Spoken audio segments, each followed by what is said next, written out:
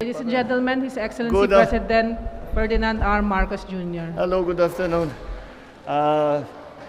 As you have seen, as soon as I got back from China last night, I scheduled a visit here to the airport to get a briefing from the airport authorities, especially with the Secretaries Jimmy Bautista and Secretary Ivan Uy, for the technical aspects of the problem that we saw on New Year's Day. Now, as far as we can determine, as far as we have done everything to return operations back to normal.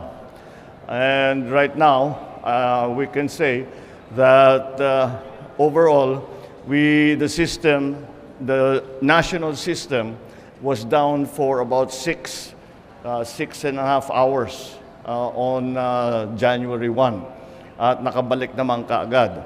Ngayon, ang pinag-usapan namin ay kung paano tiyakin na hindi na mangyari ulit.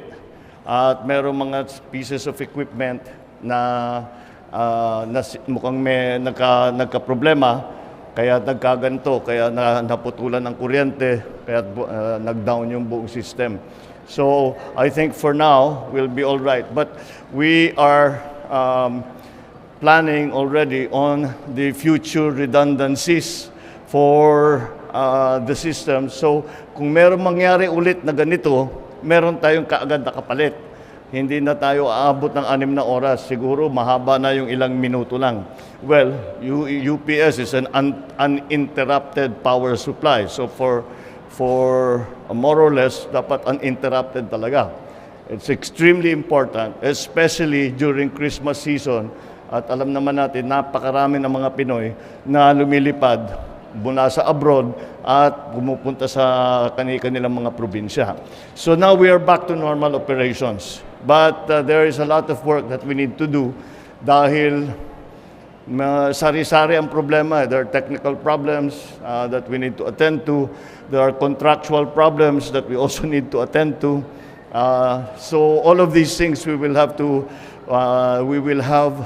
attend to immediately. Ang sinabi ko lang kay Sec Jimmy is to make sure that we fast track all of whatever negotiations we have with our with the equipment suppliers who can help us with the upgrades, both for the software and the hardware of our equipment.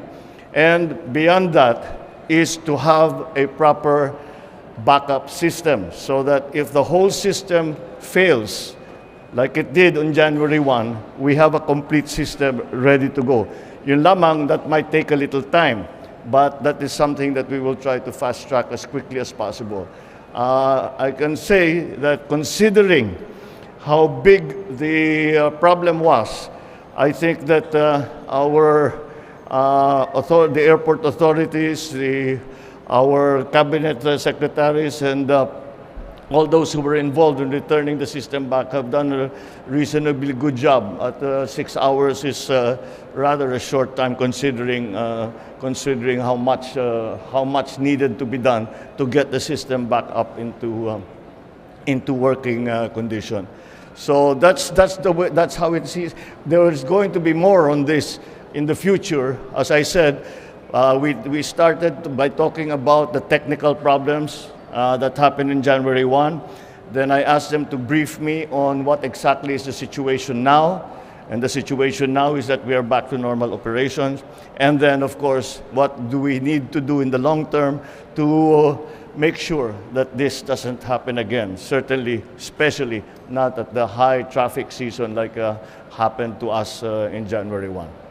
So that is the essence of what we did here today. Thank you, sir. We have a follow-up question from Ms. Maricel Halili of TV5. Hi, sir. Magandang hapon Good po. afternoon. Sir, what do you want to tell to the public and especially the foreign tourists who were affected by the cancellation and delayed flights last New Year? Well, of course, it is very unfortunate, and this is not something that, of course, none of us wanted this to happen. And we have tried our best to support, to make sure that those who were affected, and it is a large number. Ang estimate na nakita ko, 64,000 ang apektadong pasahero. At ginawa naman namin, tiniyak namin na meron naman silang support. In other words, meron silang pinapakain natin, meron silang pupuntahan, hindi naman sila basta't pinabayaan na lang at we left them to their own devices. But we tried to support them in every way. We were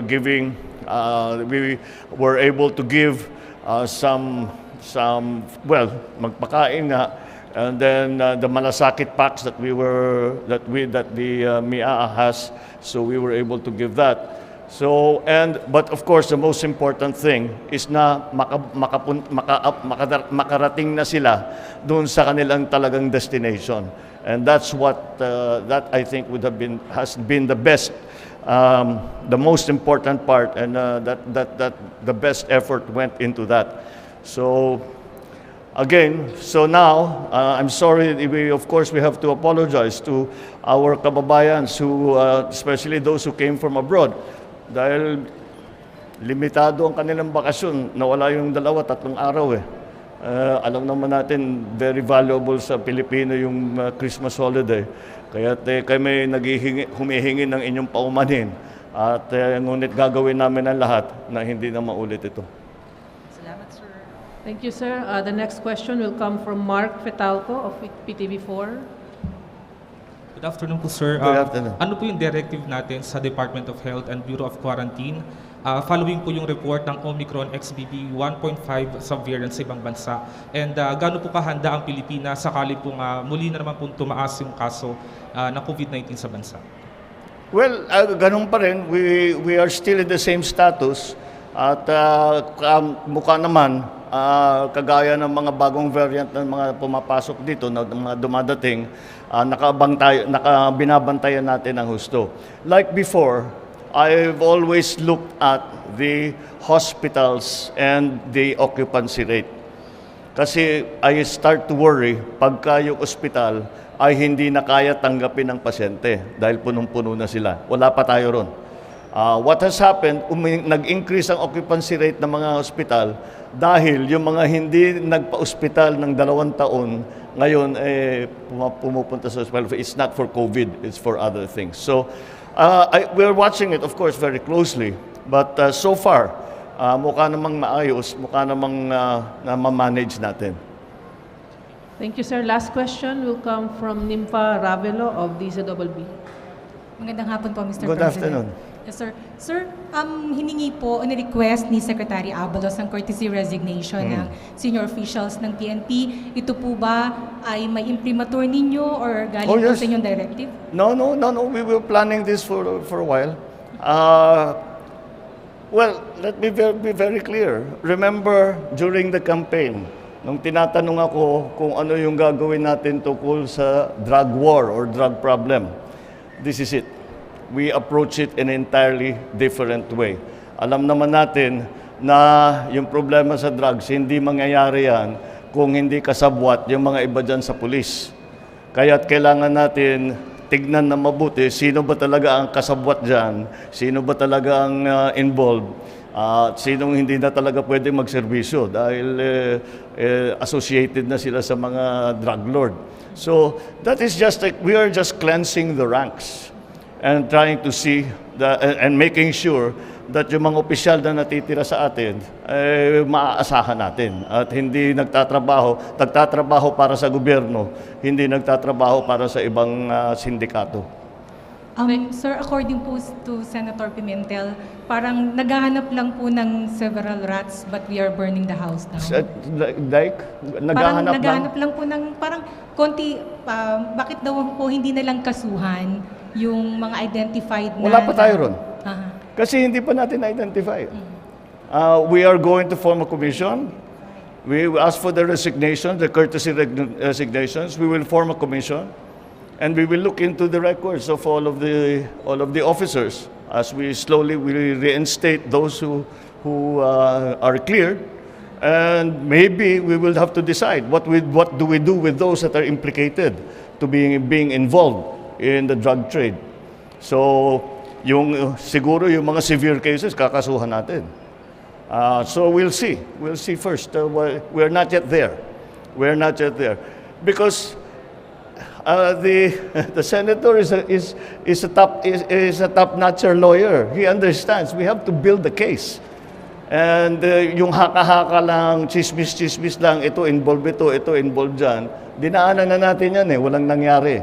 So, tiyakin natin, kung magkakaso tayo, ipapanalo talaga natin at makukulong talaga kung sino man ang mga na patunayan na kasabwat dito sa drug trade. Thank you, sir. Thank you. All right, thank you. Sir, I'm trying to check na maintain ba properly yung UPS? Yung mga? Was it regularly maintained? I cannot hear you. Was it regularly maintained by UPS? Regular by maintenance? Yes. Okay. It's there's a hindi ang naging problema is not in the UPS. It was in another unit. It was a circuit breaker na somehow hindi niya naibaba yung voltahe na pumapasok na kuryente. Kaya yung UPS nakita masyadong mataas yung voltahe na pumapasok, masisira mga makinarya, nagsara. Yun ang nangyari. Ngayon, meron na tayong yung circuit breaker na naging problema, napaltan na. Bago na yung naka-install ngayon.